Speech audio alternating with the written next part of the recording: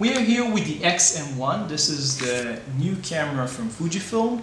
It's the smallest camera of the X line of cameras from Fujifilm, the mirrorless line of cameras from Fujifilm.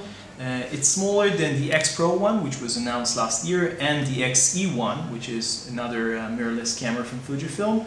We have been testing this camera, which is a sample camera, it's not a production camera, for the past few weeks, and we have some impressions to share with you in this video.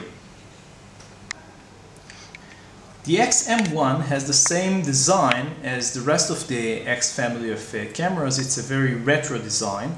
From the front you can see that the camera doesn't have any distinctive features. The sensor inside the camera is the X-Trans, exactly the same as the one you can find on the X Pro one and the X-E1, the larger cameras in the family.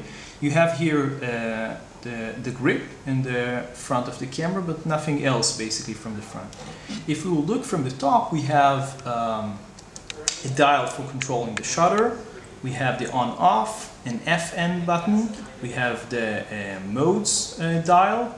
We have the hot shoe, and we have basically the flash, built-in flash.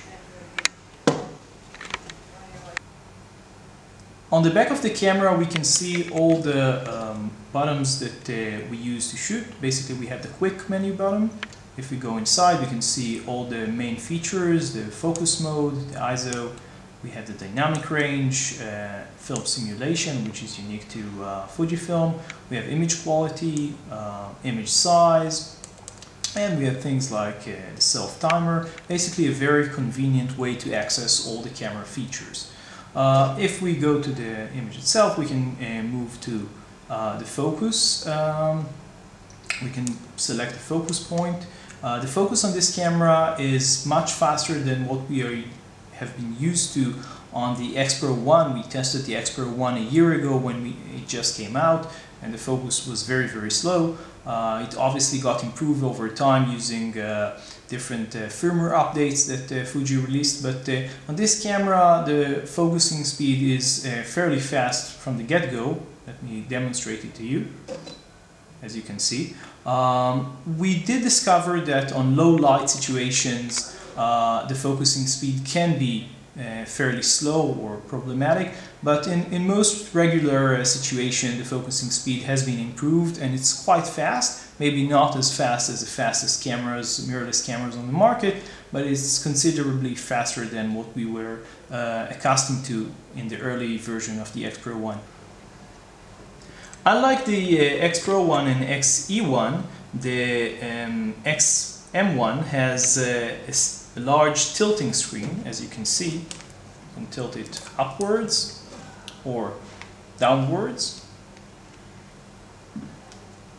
It's a fairly high resolution screen which you can actually use to shoot outdoors as well as indoors. What is missing obviously is the viewfinder.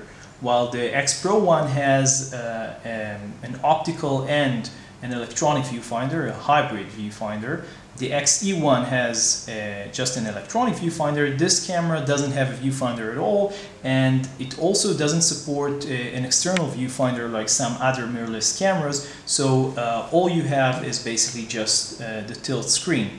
But this comes on the other hand with a much smaller body and a much lower cost. So this is the X-M1. We were quite impressed with the size and image quality of this camera, and you can read more about it on lensvid.com.